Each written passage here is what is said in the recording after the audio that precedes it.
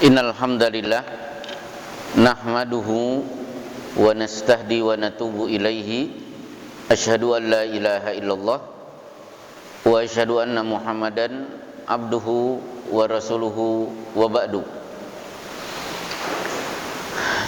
Jamaah salat subuh yang dimuliakan oleh Allah,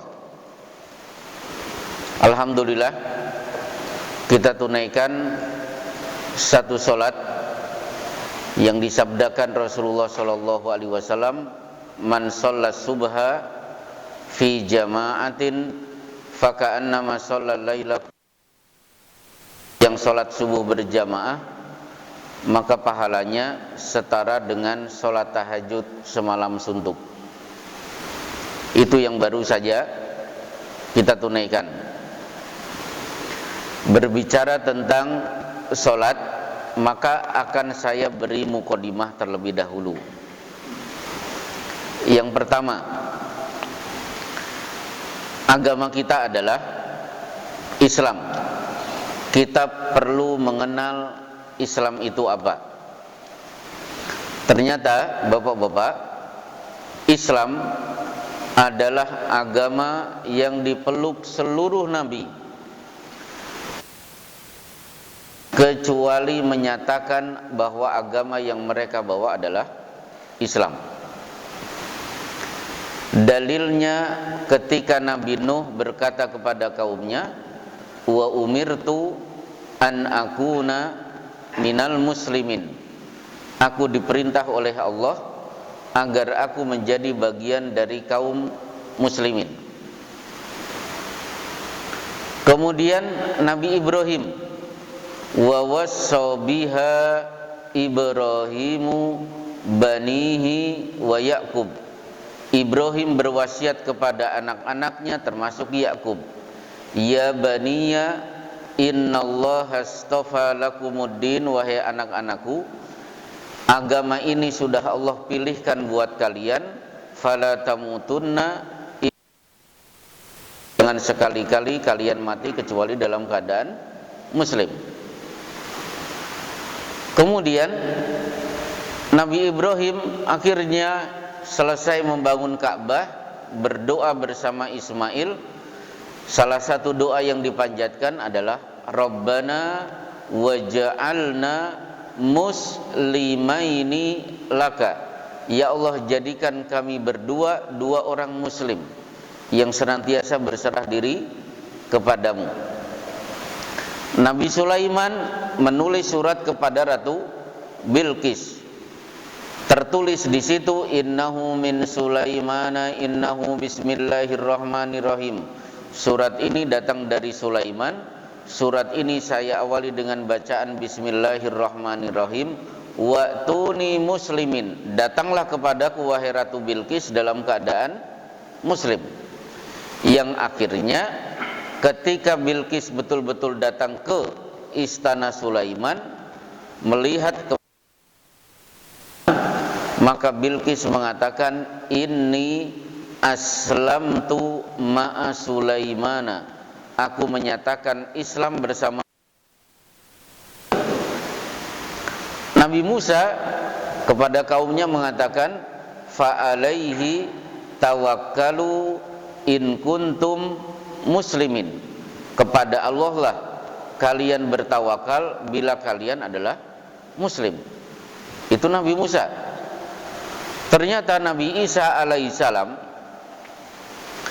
berkata di depan kaumnya Bani Israel, falamma ahassa Isa minhumul kufra, ketika Isa melihat kekufuran pada diri kaum Bani Israel, man ansari ilallah, siapa yang siap membela agama Allah, qalal hawariyuna, kaum Hawari, murid-murid Nabi Isa berkata, nahnu ansarullah, kami siap membela agama Allah, washhad bi anna muslimun, saksikan kami semuanya adalah muslim.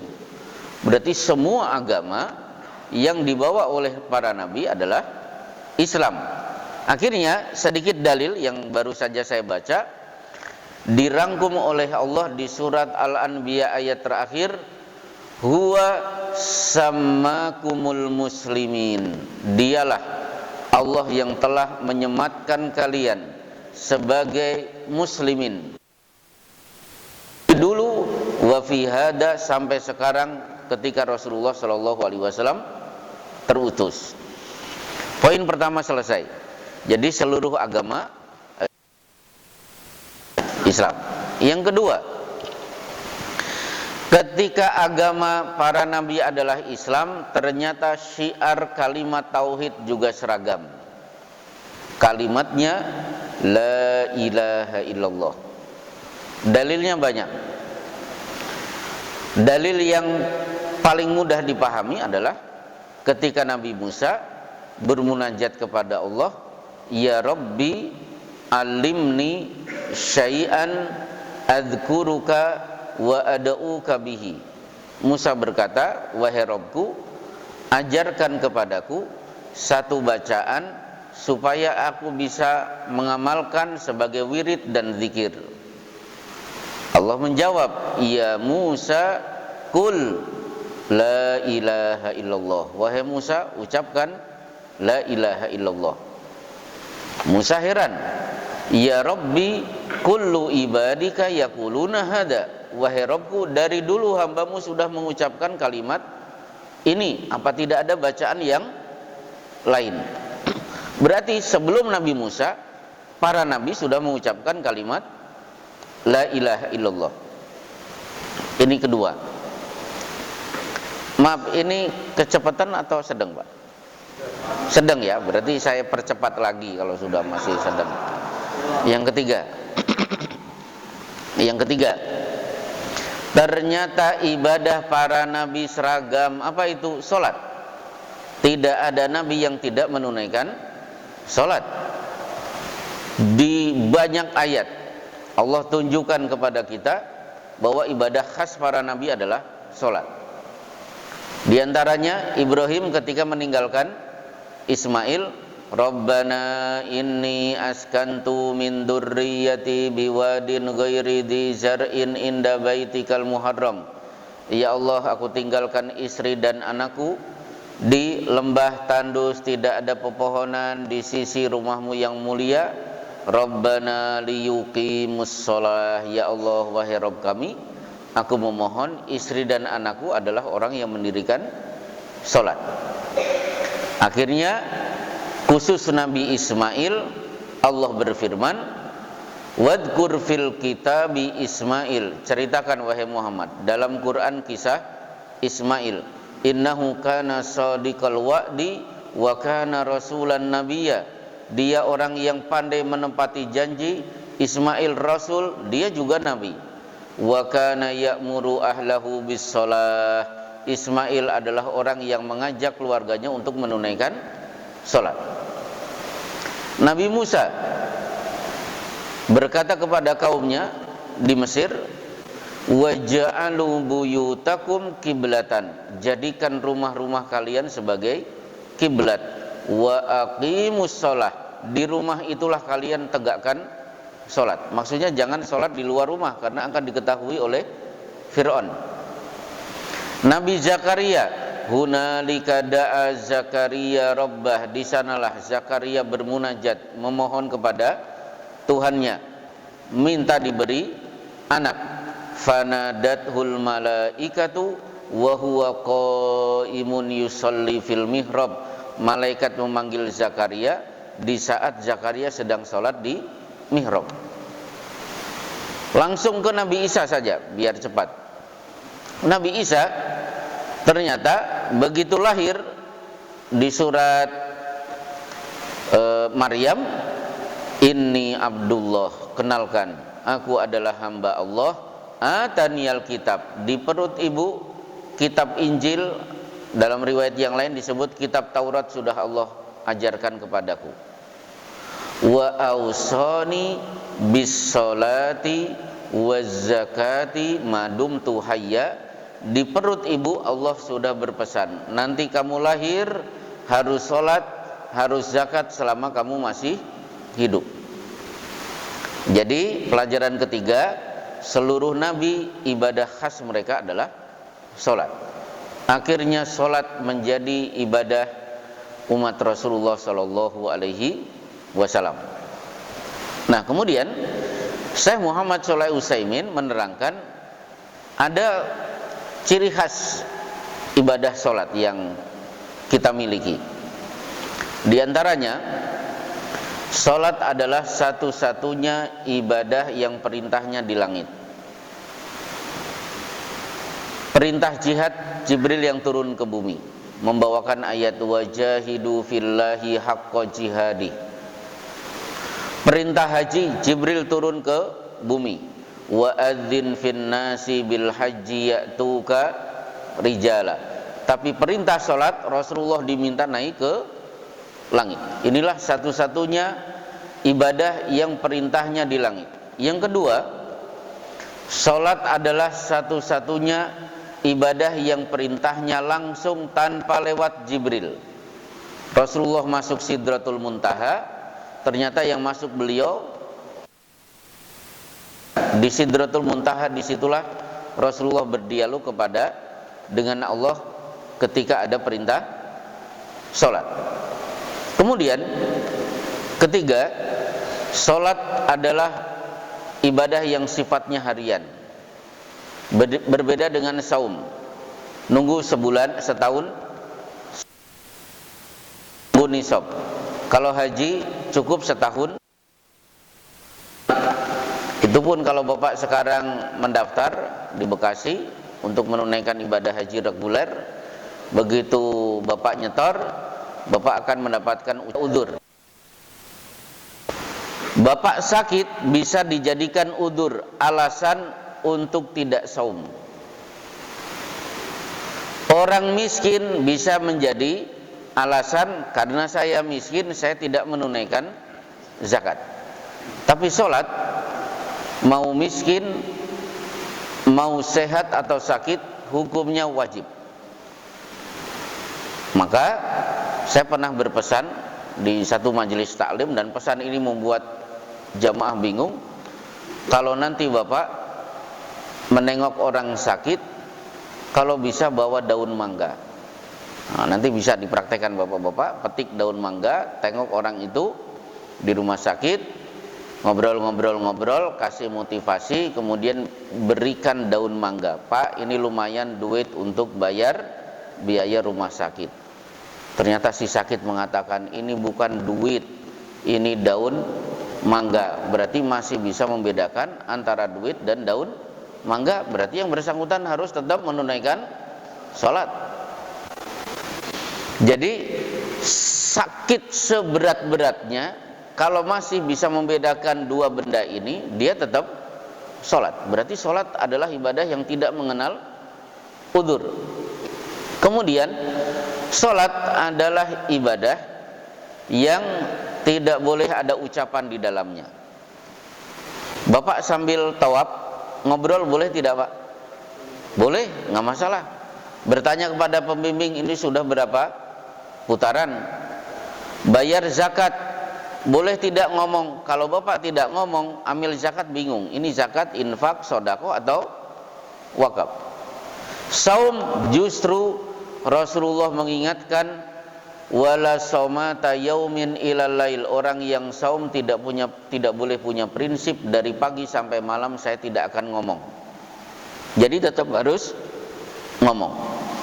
Tapi jangan coba-coba sholat dicampuri dengan perkataan manusia, karena innas sholata la yasluhu fiha syai'un min kalamin nas. Sholat itu tidak sah kalau dicampuri dengan perkataan manusia.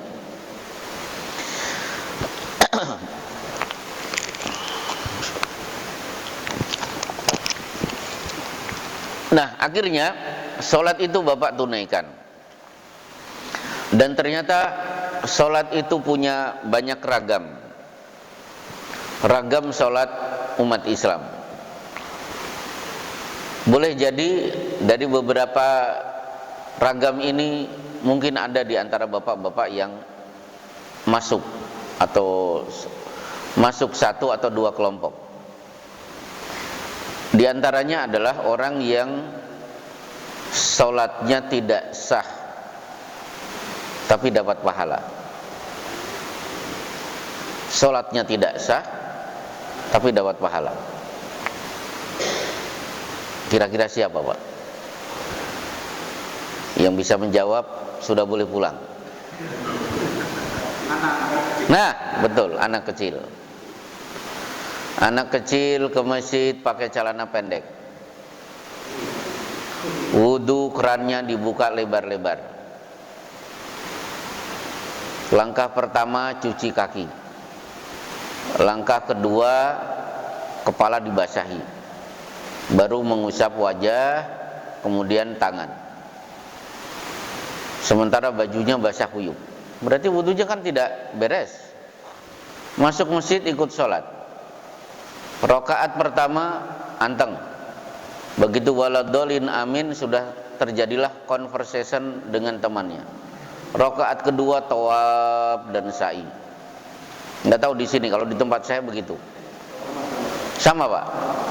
Nah, sah tidak sholat seperti ini? Oh, tidak sah. Tapi si kecil sudah dapat pahala. Dalilnya ketika Rasulullah menunaikan haji wada, seorang wanita yang sedang menggendong bayi, farafa'at sobiyan, dia angkat si bayi, ya Rasulullah alihada hajjun, putraku dapat haji tidak? Pahala haji. Na'am walaki ajrun, betul, dan kamu mendapatkan pahala tambahan karena menggendong anakmu. Padahal bayi sedang nyusu, tidak tahu apa yang dilakukan oleh ibunya. Ketika dia ikut serta tawaf, si bayi sudah dapat pahala. Jadi anak kecil sholatnya tidak sah tapi dapat pahala. Yang kedua dibalik, sah tidak dapat pahala. Wudunya beres, rukun syarat sempurna, ditunaikan di masjid secara berjamaah, ternyata tidak berpahala. Salah satu contohnya adalah yang disabdakan Rasulullah SAW, man ata arrafan fasa'alahu an syai' lam tuqbal lahu salatun arba'ina yauman. Siapa yang datang ke dukun bertanya, percaya 40 hari sholatnya tidak diberi pahala. Termasuk ketika bapak-bapak ingin pengajian ini dihadiri banyak orang supaya tidak hujan, manggil pawang hujan. 40 hari sholatnya tidak diterima. Pertanyaannya, 40 hari ke belakang atau 40 hari ke depan? Bagi yang ngerti bahasa Arab bisa menjawab 40 hari ke depan. Karena lam tuqbal, tidak diterima, tidak akan diberi pahala, ini menggunakan kata kerja bentuk fi'lun mudhari. Kalau bahasa Inggris, fi'lun mudhari itu setara dengan kata kerja present continuous atau future, yang tiap hari terjadi atau yang akan datang. Berarti 40 hari ke depan itu tidak akan diberi pahala. Nah, kira-kira kalau ada di antara bapak-bapak terlanjur datang ke dukun, tahu 40 hari tidak diterima, mana yang bapak pilih? A, oh berarti saya tidak usah sholat selama 40 hari karena tidak dapat pahala. Atau ya sudah, sholat subuh, habis itu sholat subuh lagi. Sholat subuh pertama dapat pahala, sholat subuh kedua siapa tahu dapat pahala. Mana bapak pilih? A atau B? Yang benar C. Jadi tetap sholat normal, sabar 40 hari ke depan tidak Allah berikan pahala. Sholat yang ditunaikan sekedar menggugurkan kewajiban. Jadi jangan sampai sholat itu sia-sia gara-gara melakukan perbuatan syirik. Kemudian ada juga orang yang sholatnya sah, dapat pahala tapi tidak mendatangkan manfaat. Salah satunya sholat Rasulullah untuk tokoh munafik nomor 1 yang dijamin fiddarkil asfali minan nar, neraka paling bawah, Abdullah bin Ubay. Beliau tetap menyolatkan. Kenapa? Karena masih banyak kaum muslimin tidak tahu kalau Abdullah bin Ubay itu munafik. Pandai membawa diri, punya nama di Madinah, jadi tetap wibawa di hadapan penduduk Madinah. Kalau Rasulullah tidak menyolatkan, nanti akan ada kesan Rasulullah tidak mau menyolatkan saudaranya sesama Muslim. Akhirnya Rasulullah diizinkan oleh Allah untuk menyolatkan Abdullah bin Ubay ketika Allah berfirman, istaghfir lahum aw la tastaghfir lahum in tastaghfir lahum sab'ina marrah fala yaghfirullahu lahum. Silahkan engkau istighfarkan dengan cara menyolatkannya, atau tidak engkau solatkan. Engkau solatkan 70 kali, dia tetap sekali-kali tidak akan mendapatkan ampunan dari Allah. Berarti solatnya sah, tapi tidak mendatangkan manfaat bagi Abdullah bin. Dan yang paling hebat adalah orang yang tidak sholat tapi dapat pahala. Nah, ini yang paling hebat. Tidak sholat tapi dapat pahala. Kenapa, Pak? Contohnya apa? Jam 2 saya akan bangun, sholat tahajud. Jam beker dipasang, dibidik, dan dipesan, Pak tolong bangunkan saya jam 2. Ternyata di pengajian mendengar hadis la tasubbu sholah, jangan bentak itu ayam jantan, kokoknya di malam hari membangunkan kalian untuk sholat tahajud. Akhirnya dia beli ayam jantan. Ternyata 4 modal biar dia sholat tahajud seluruhnya meleset. Ternyata Pak Satpam terkena corona mendadak.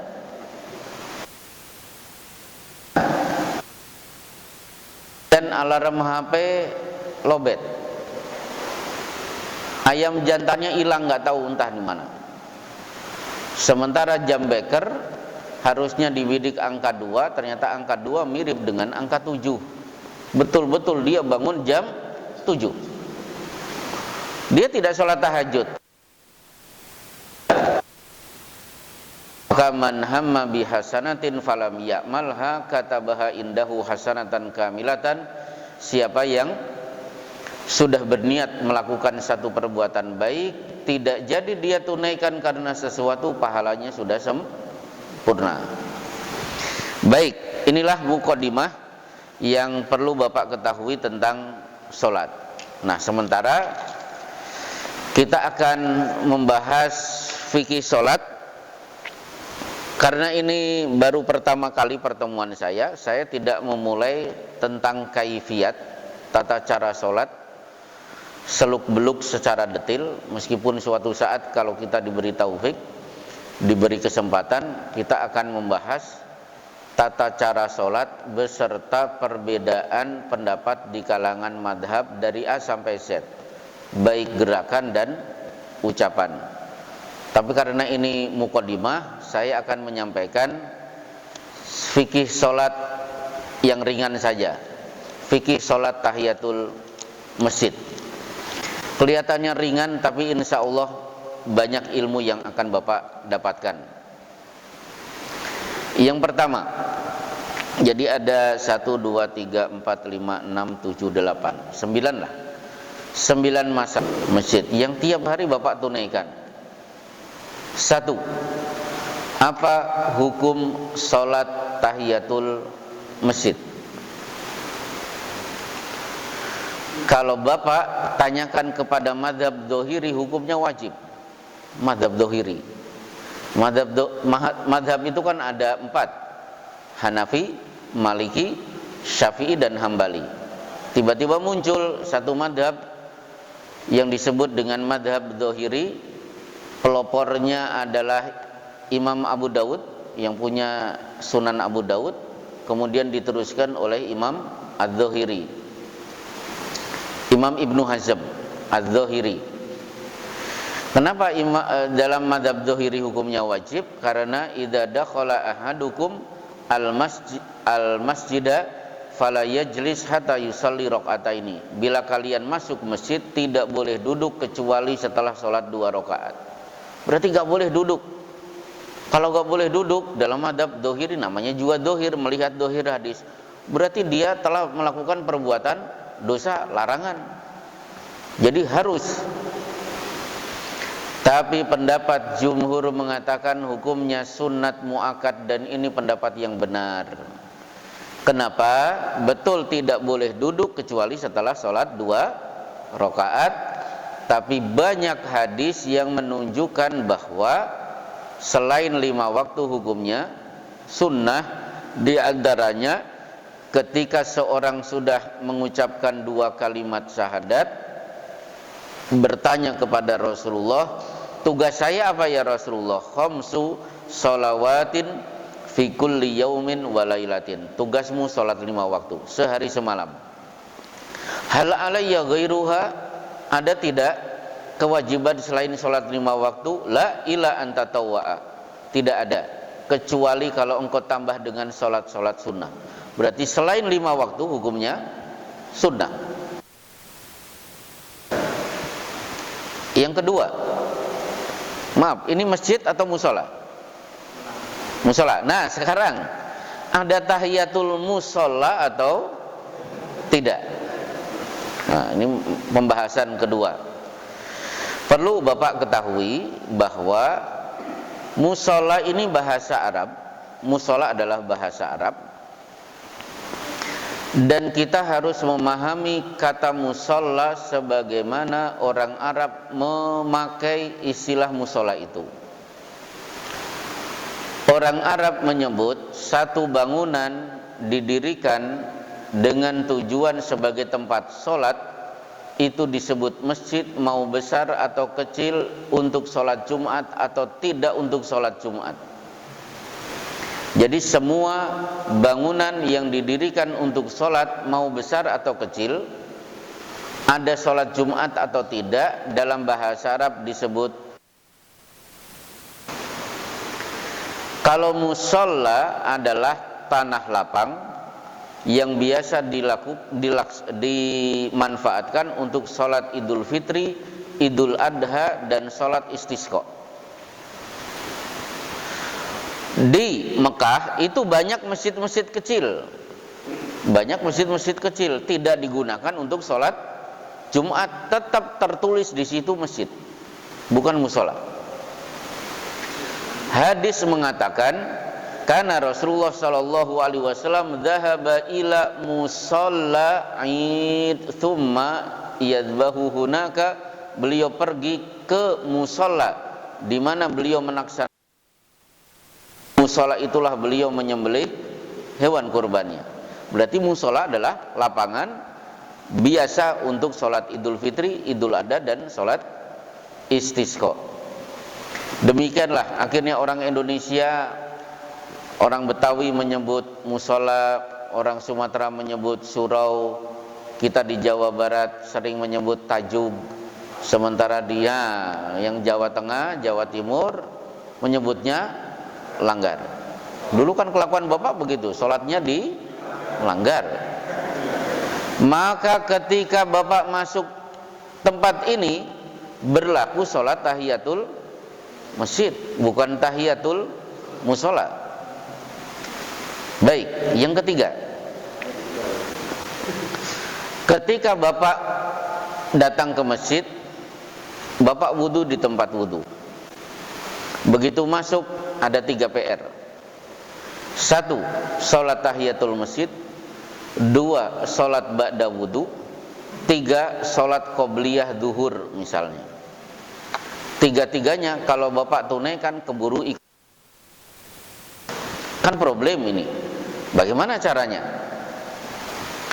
Kaidah usul fikih mengatakan, idza jatama'a ibadatani min sinfin wahidin dakhalat ihdahuma alal ukhra. Bila ada 2 ibadah sejenis, hukumnya sama, pelaksanaannya juga sama, maka cukup ditunaikan 1 ibadah itu dan Anda sudah mendapatkan 2 atau 3 niat. Berarti ibadah dalam Islam itu mengenal 2 in 1 atau 3 in 1. Maka Bapak masuk cukup sholat 2 rakaat, Bapak sudah mendapatkan pahala tahiyatul masjid, sholat ba'da wudu, dan sholat qobliyah. Kalau Bapak tidak paham, saya berikan contoh yang paling mudah. Tolong Bapak paham. Kalau Bapak nggak paham, saya sudah kebingungan mencari contoh lain. Hari Jumat tanggal merah, tidak kerja, akhirnya terjadilah hubungan badan suami istri pukul 10 pagi. Begitu selesai, otomatis bapak-bapak ini punya 2 PR. 1 mandi karena bersetubuh, 2 mandi akan pergi sholat Jumat. Mungkin tidak, bapak masuk kamar mandi, keramas, gebyur guru, andukan, keluar, masuk lagi, mandi lagi. Lihat. Kira-kira kalau anak nanya, Pak kok keramasnya 2 kali, bapak jawab gimana? Jadi ya, akhirnya bapak mengatakan ini masalah goib, anak kecil jangan ikut campur. Jadi bapak cukup fungsinya untuk yang tadi dengan istri dan yang akan datang, karena saya akan berangkat untuk menunaikan sholat Jumat. Jadi 2 in 1 itu ada. Maka tidak perlu Bapak menunaikan sholat 6 rakaat, itu menghabiskan energi. Udah cukup 2 rakaat, sudah mendapatkan pahala tahiyatul masjid, qobliyah, dan sholat ba'da wudu. Idza ijtama ibadatani min sinfin wahidin dakhalat ihdahuma 'alal ukhra. 2 ibadah sejenis bertemu, tunaikan 1 ibadah itu, Anda sudah mendapatkan 2 atau 3 pahala. Kemudian yang ketiga, siapa yang digugurkan, keempat ya, digugurkan, tidak dibebankan untuk menunaikan sholat tahiyatul masjid. Yang pertama adalah orang yang datang ke masjid, sudah siap-siap tahiyatul masjid, tiba-tiba iqamat berkumandang. Maka idza uqimatis shalah fala shalah. Iqamat kalau sudah dikumandangkan tidak boleh menunaikan sholat sunnah. Yang ada adalah sholat wajib. Jadi Allahu Akbar, yang sudah siap-siap nggak ada tahiyatul masjid. Yang sudah terlanjur sholat batalkan. Dan tidak perlu memarahi muadzin. Saya kan lagi tahiyatul masjid. Kenapa? Iqamat. Harusnya berterima kasih. Saya baru dapat 1/4, iqamat sudah berkumandang, pahala sudah sempurna. Kaidahnya tadi sudah saya bacakan hadis. Man hamma bi hasanatin falam ya'malha katabaha indahu hasanatan kamilatan. Berniat baik tidak jadi, pahala sudah sempurna. Yang kedua, imam rawatib. Rasulullah tidak pernah menunaikan sholat tahiyatul masjid. Yang penting begitu Bilal melihat Rasulullah sudah keluar dari rumahnya, Bilal langsung berdiri mengumandangkan iqamat. Jadi imam rawatib tidak ada tahiyatul masjid. Dan yang ketiga, mereka yang tidak mendapatkan tempat di dalam ruangan masjid. Misalnya meluber sampai keluar, maka tidak ada tahiyatul trotoar, tahiyatul jalan, dan lain sebagainya. Yang ada tahiyatul masjid. Nah, disinilah problem. Masjid-masjid banyak berdiri, kemudian ada serambi, ada teras. Teras itu termasuk masjid atau bukan? Nah, ini sering menjadi problem. Problemnya apa?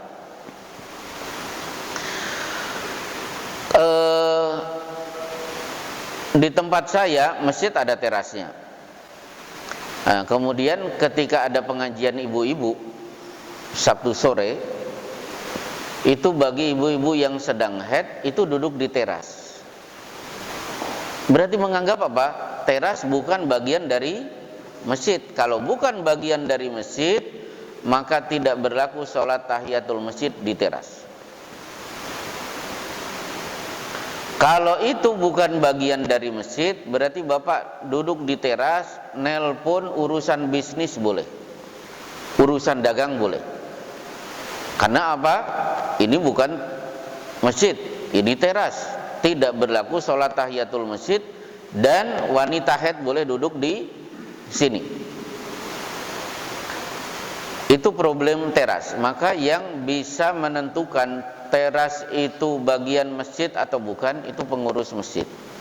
Jadi pengurus masjid silahkan tetapkan teras itu masjid atau bukan. Sehingga kalau bukan bagian, ya terserah, nanti Bapak diskusikan. Kan suka ada buletin. Suka ada buletin, kalau buletin itu ada iklannya, berarti tidak boleh masuk masjid. Idza ra'aitum ar-rajula yabta'u fil masjid faqulu la arbahallahu tijarataka. Melihat orang transaksi jual beli di masjid, ucapkan dengan keras biar orang itu terdengar, semoga Allah tidak memberkahi transaksi jual belimu. Nah, maka iklan-iklan meskipun itu di buletin silahkan ditempati. Teras itu masjid atau bukan, setiap pengurus DKM punya kesepakatan.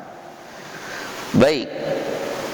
Kemudian apa hukum sholat tahiyatul masjid di waktu terlarang?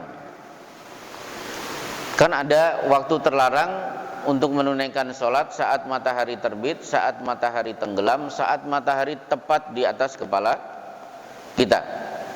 Nah, disinilah akhirnya Syekh Abdurrahman Abdullah Al-Bassam menerangkan bahwa sholat itu terbagi menjadi 4. Sholat sunnah itu terbagi menjadi 4. Satu, sholat rawatib, berarti qobliyah dan ba'diyah. Yang kedua, sholat malam. Yang ketiga, sholat mutlak. Sholat mutlak itulah yang penting saya lagi pengen sholat, nggak ada kaitannya dengan waktu. Dan yang keempat, nah inilah titik intinya, as-sholawatu dzawatul asbab, sholat yang punya sebab. Seluruh sholat yang memiliki sebab boleh dilakukan kapanpun meskipun di waktu terlarang. Sholat karena ada sebab. Contohnya apa? Sholat jenazah. Pak, kenapa Bapak sholat? Nah, ini ada sebabnya, ada jenazah, maka saya sholat. Loh, kenapa jam 9 ini mengadakan acara sholat bersama? Lah, itu ada gerhana bulan, berarti sholat gerhana itu sholat ada sebabnya. Loh, kenapa Bapak sholat? Ya, ada sebabnya, karena saya masuk masjid, saya pengen duduk. Instruksi dari Rasulullah, jangan duduk kecuali setelah sholat. Maka sholat gerhana boleh ditunaikan di waktu terlarang. Seperti beberapa tahun yang lalu, ternyata gerhana itu terjadi ba'da subuh. Pernah. Sampai akhirnya melebar sampai matahari saat terbit.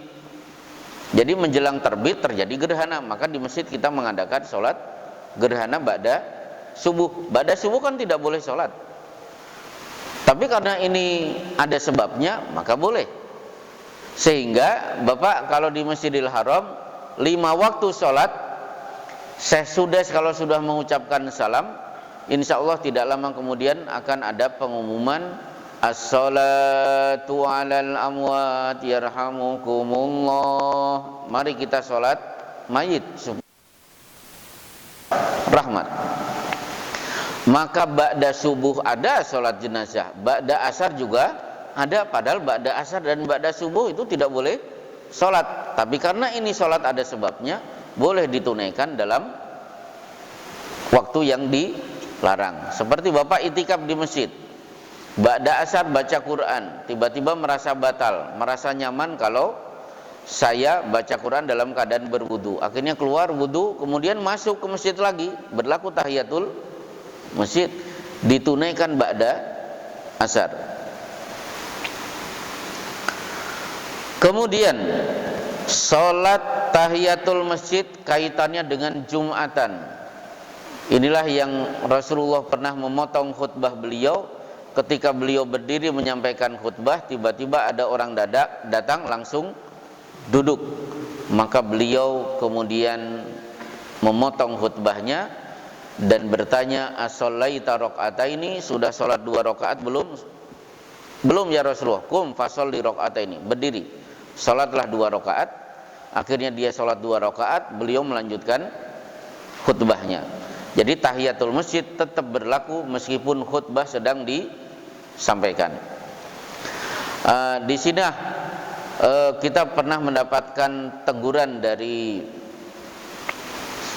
Syekh Akram Al-Bukhari ketika saya belajar Sunan Abu Dawud kepada beliau. Kebiasaan kita kalau datang ke masjid, khotib naik mimbar, assalamualaikum, muadzin berkumandang, kita berdiri nunggu sampai selesai. Wah, beliau menegur dengan teguran keras. Gak boleh. Siapa yang datang segera langsung sholat tahiyatul masjid tanpa menunggu muadzin selesai dari adzannya. Baik, kemudian bagaimana kalau saya sholat tahiyatul masjid tiba-tiba ada orang mengira saya sedang sholat wajib kemudian menjadi makmum? Misalnya gini, jam 1 siang saya pergi ke masjid, niatnya apa? Mau tidur siang di masjid. Wah, karena ingat pelajaran hari ini tahiyatul masjid dulu. Ternyata ada orang masuk, ngira kita sedang sholat duhur, pudak, ditepuk. Apakah kita perlu memberi isyarat begini? Tidak perlu. Hukumnya boleh menunaikan sholat sunnah, kemudian ada yang menjadi makmum padahal dia sedang sholat wajib. Insya Allah nanti dalilnya saya terangkan sejelas-jelasnya di pertemuan-pertemuan yang akan datang. Nah, kemudian terakhir berkenaan dengan sholat tahiyatul masjid di Masjidil Haram, maka Syekh Muhammad Shalih Utsaimin mengatakan, siapa yang datang pertama kali ke Masjidil Haram maka tidak berlaku tahiyatul masjid, yang ada langsung tawaf, akhirnya sholat 2 rakaat di maqam Ibrahim. Berarti sholat 2 rakaat di maqam Ibrahim itu sudah otomatis dia sholat tahiyatul masjid karena sebelum duduk. Kecuali kalau bapak tawaf selesai, sa'i selesai, pulang ke hotel, mandi, waktu sholat niatnya tidak akan tawaf, silahkan sholat tahiyatul masjid sebelum duduk, yang akhirnya kita duduk berdiri menunggu adzan dan iqamat. Insya Allah selesai. Inilah fikih, dan insya Allah biasanya pertanyaannya banyak. Fikih biasanya masalahnya banyak. Boleh jadi ada yang mau bertanya seputar yang saya bahas atau di luar pembahasan. Saya persilahkan. Pertanyaan pertama, silakan Pak. Waalaikumsalam warahmatullahi wabarakatuh.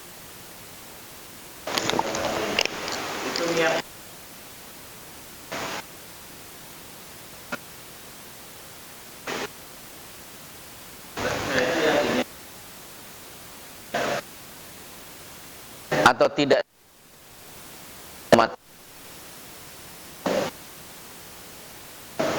gitu Pak. Jadi Bapak tidak niat tiga-tiganya, sudah dapat seluruhnya. Mepet atau tidak mepet, seperti saya pernah haji yang kedua itu menunggu iqamat asar, itu membaca surat Al-Kahfi 2 kali belum qomat. Itu kan berarti waktunya sangat panjang.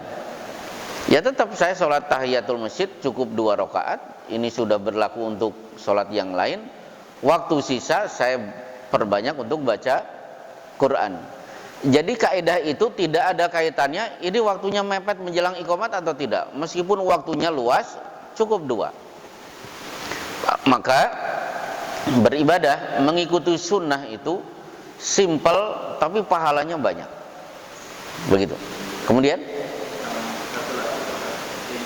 sholat perjalanan waktu sholat Jumat,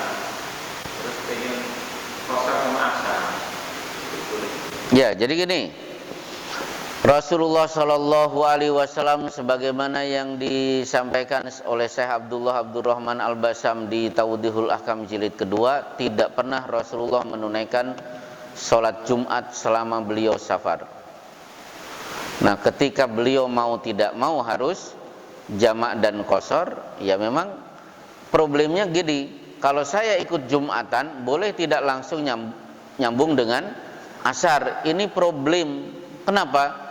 Karena tidak ada riwayat Rasulullah menjamak Jumatan langsung asar, karena setiap safar beliau belum pernah menunaikan Jumatan. Itu problem. Tapi kalau ada pertanyaan, saya musafir ikut sholat Jumat boleh tidak? Oh boleh, silahkan. Apalagi kalau umroh. Nah, kalau umroh saya tidak sholat Jumat kan rugi. Apalagi di sana ada khutbah. Khutbah itu yang saya tunggu-tunggu. Bapak-bapak yang tidak ngerti artinya saja manggut-manggut, apalagi saya gitu loh. Jadi akhirnya muncullah istihad bagi yang sholat Jumat dalam keadaan safar. Seandainya dia mau menjamak sholatnya, maka hukumnya boleh, tapi itu istihad, dan tidak sedikit yang tidak setuju dengan istihad ini. Namanya juga istihad, pasti berbeda pendapat. Tapi yang jelas, kalau bertanya tentang jamak dan qashar, nah ini perlu saya luruskan. Jamak itu diambil karena situasi dan kondisi meskipun bukan safar. Saya ulangi, jamak diambil karena situasi dan kondisi, bukan safar. Boleh menjamak. Saya bertanya kepada Syekh Naji Al-Bagir ketika saya belajar Taisirul Alam kepada beliau. Mathilana ya Syekh, tolong berikan contoh kepada kami. Beliau menyebut Rijalul Atfa, tim pemadam kebakaran. Saya punya teman lahir di Bekasi, kerja di Bekasi, tukang nyemprot kebakaran. Jadi kasus kebakaran yang dia semprot juga di Bekasi, rumahnya di Bekasi. Bahkan saya nyebut hatta zurtumul makobir, sampai masuk kubur juga kamu akan matinya di Bekasi. Santri Pak. Jadi orang kok gak pindah-pindah itu, yaitu kita sebut dengan hatta zurtumul makobir. Nah, jam 11.45 sedang nyemprot. Tiba-tiba adzan berkumandang. Boleh tidak? Ngapunten nggih Pak, maaf ini Rasulullah berpesan as-sholatu ala waqtiha, salat tepat pada waktunya, salat itu salat. Ba'da duhur ada kultum, saya ikut kultum dulu. Boleh tidak? Oh boleh. Boleh nyemprot terus. Salat duhur dan asar bagaimana? Itu dijamak. Saya tanya, berapa lama menjinakkan api? Oh bisa 4, bisa 5 jam. Terbukti yang di sore, ternyata saya lewat jam 3 pagi itu. Contoh yang lain apa? Tim bedah dokter, tim bedah jantung. Saya tanya kepada dokter spesialis bedah jantung, berapa lama Pak? Oh 5 jam. Boleh telat sesuai dengan sudah dibeli.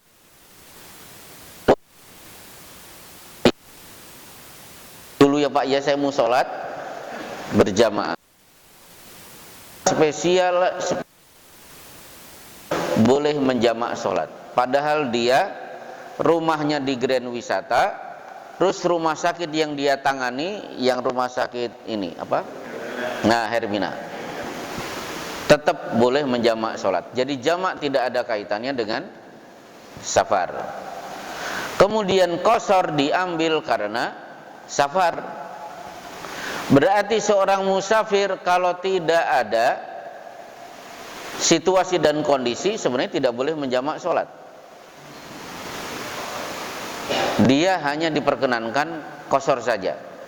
Bapak mudik dari pagi sampai malam itu cuma di rumah aja, hanya qashar yang Bapak ambil, tidak boleh menjamak karena tidak ada situasi dan kondisi. Nah, tapi kalau situasi kondisi silahkan dijamak. Seperti ibu-ibu yang belanja di Tamrin City, belanja selesai menjelang duhur, kemudian siap sholat duhur, lihat di berita macet total. Akhirnya beliau melihat kondisi macet ini, saya sampai Bekasi itu jam 5, mungkin jam setengah 6. Akhirnya memutuskan menjamak sholat duhur 4 rakaat, asar 4 rakaat. Begitu selesai sampai rumah ternyata adzan maghrib. Kondisi teman saya dulu belum punya motor, kerja di Jakarta Timur, jam 4 selesai jalan kaki menuju terminal Pulau Gadung, 4:15 sudah dapat bus. Begitu bus melaju, Cakung udah macet. Tol Timur la haula wala quwata illa billah. Bula kapal innalillahi wa inna ilaihi rajiun. Indoporland air mata sudah tidak bisa mengalir lagi. Ternyata sampai rumah jam berapa, Mas? Jam 8. Pernah itu dialami. Nah, berarti sampai rumah silahkan mandi, makan, baru maghrib dan isya dijamak. Kenapa? Situasi dan kondisi. Silakan. Ada satu lagi gak? Iya. Kenapa? Ya. Kalau terkait sholat kita, kalau sholat pada isya, kita mau sholat witir bagaimana? Apakah kita sudah dapat sholat pada? Nah, witir itu ganjil atau genap? Ba'da isya itu ganjil atau genap? Wah, nggak nyambung. Nggak nyambung. Berarti nggak nyambung. Yang ini yang masuk akal itu begini. Bapak bangun tidur jam 2 mau sholat tahajud, sudah otomatis tahajud dapat, sholat ba'da wudu dapat. Kalau nak witir dengan ini, witir itu kan mungkin 1, mungkin 3, itu gak nyambung. Tapi kemungkinan ada kasus ini,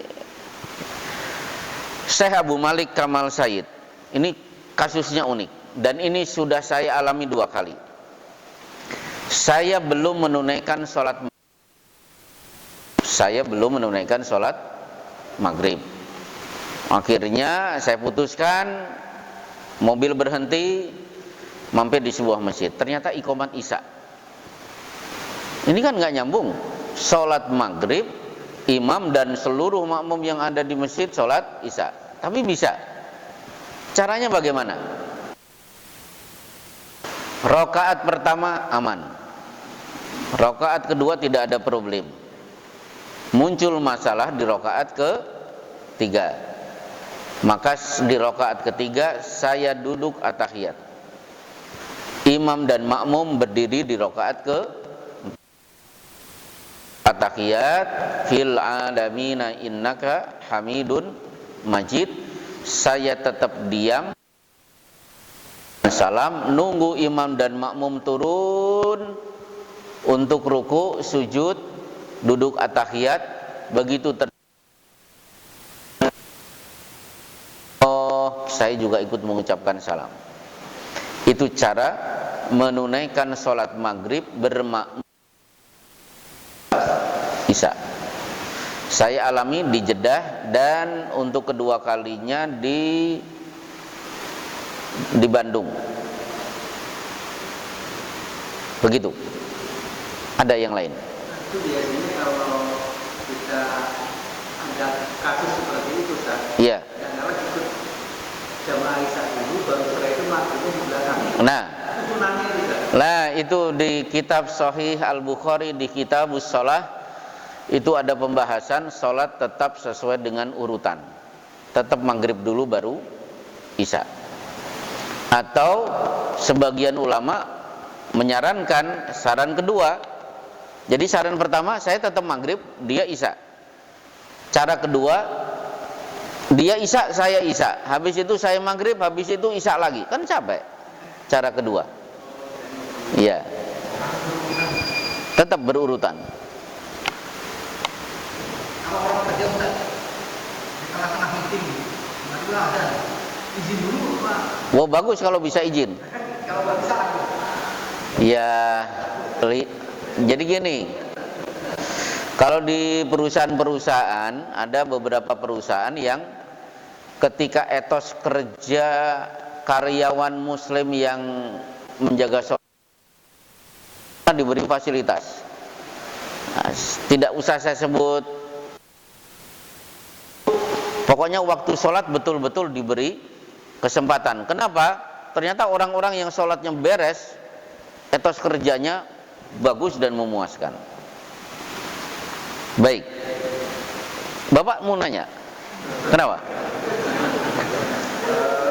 Ini Ustaz, terkait dengan zikir setelah sholat Ustaz. Ya, Dalam hadis disebut waktu setelah sholat bisa istighfar 3 kali. iya. Kemudian Allahumma salam. Tapi di sini tidak disebut sunnah. Pertanyaan saya, ini setelah sholat sunat itu zikirnya itu atau ada zikir lain? Oh, iya. Di dalam riwayat lain, misalkan sholat witir. Ya. Kemudian kalau sholat duha, jadi waktu lain akan atau poin satu kali. Ya. Jadi tanya saya, Ya, jadi ini hanya satu lagi atau? oh ya, jadi zikir itu ada zikir muqayyad dan zikir mutlak. Yang sudah terikat dengan aturan, jangan dirubah-rubah. Tapi ada zikir mutlak, itu bebas, cara, jumlah dan lain sebagainya. Kalau Bapak berzikir pada sholat subhanallah itu sudah muqayyad 33, jangan coba-coba nambah jadi 35, karena sudah ditentukan 33. Meskipun sebenarnya ada 3 cara, subhanallah subhanallah subhanallah 33, alhamdulillah alhamdulillah 33, Allahu akbar 33, atau cara kedua subhanallah walhamdulillah wallahu akbar, subhanallah walhamdulillah wallahu akbar, langsung digabung. Atau cara ketiga subhanallah 11, alhamdulillah 11 kali, Allahu akbar 11 kali.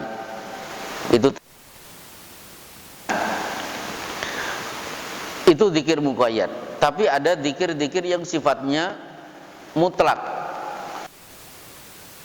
sambil jalan kaki, mau 1000 kali silahkan, mau kurang dari itu boleh. Nah, sekarang hadis yang berbicara tentang yang Bapak tanyakan, kana Rasulullah sallallahu alaihi wasallam idza sallama istaghfarallaha thalathan. Adalah Rasulullah bila selesai mengucapkan salam, beliau segera beristighfar. Qila wa kaifal istighfaru? Qala al-Auza'i, bagaimana bunyi istighfar beliau setelah sholat? Qala astagfirullah astagfirullah astagfirullah. Hadis ini dimasukkan di bab sholat berjamaah. Berarti zikir ini zikir ba'da sholat 5 waktu. Ba'da sholat 5 waktu, tidak ada kaitannya dengan ba'da rawatib, ba'da tahajud dan lain sebagainya.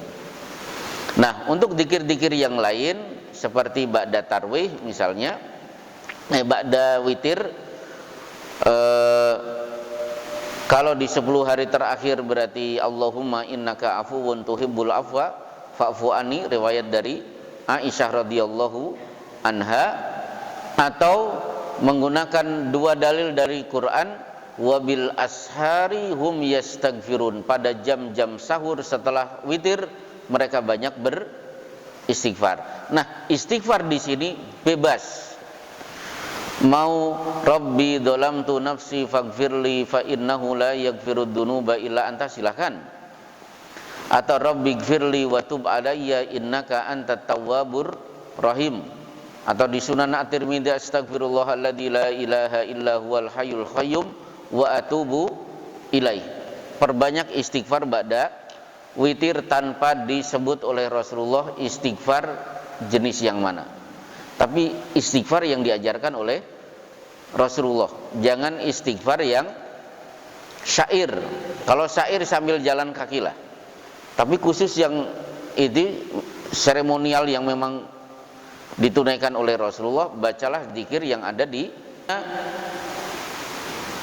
istighfar. Contohnya apa? Astagfirullah Rabbal baroya, astagfirullah minal khotoya. Itu syair. Mau dibaca silahkan, tapi kaitannya dengan mengiringi ibadah kalau bisa yang dari hadis. Ada juga ilahi lastu lil firdausi ahla, wahai Tuhanku, saya tidak pantas, wala aqwa ala naril jahimi, tapi kalau suruh masuk neraka jahim aku tidak. Hafal.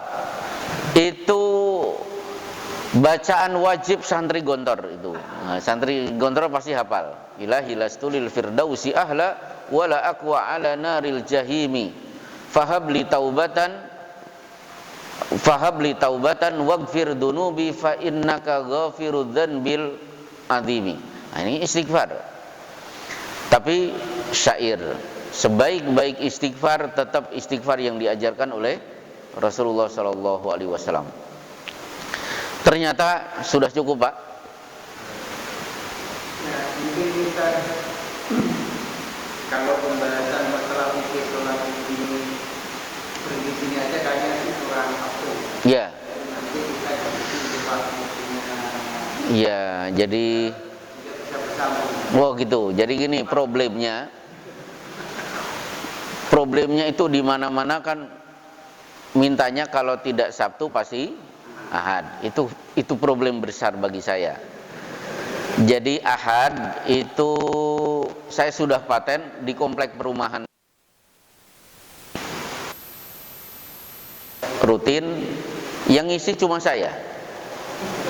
Tidak tergantikan karena memang mencari ustadz yang lain agak sulit, dan memang kalau yang isi cuma satu, pelajaran nyambung terus.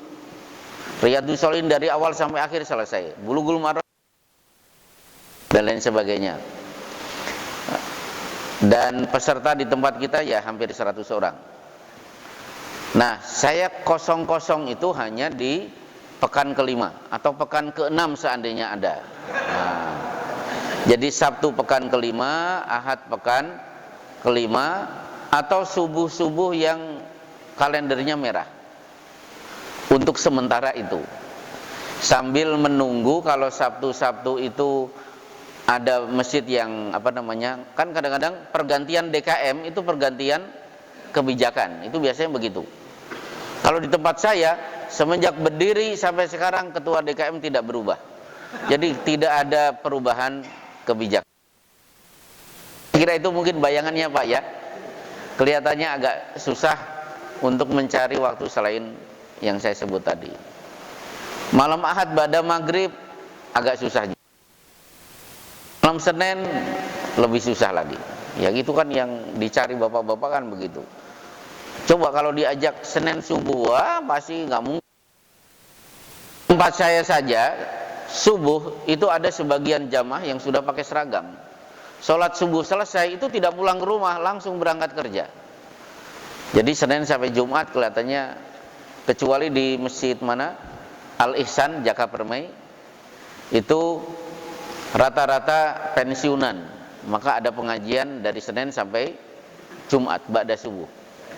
Berarti nunggu nanti bapak-bapak kalau sudah pensiun.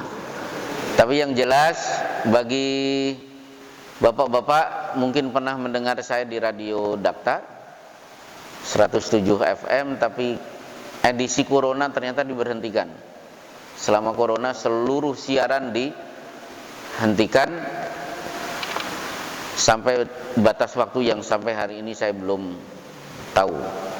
Nah, kemudian kalau Bapak mau membaca tulisan-tulisan saya sebenarnya di blog, sudah 11 tahun blog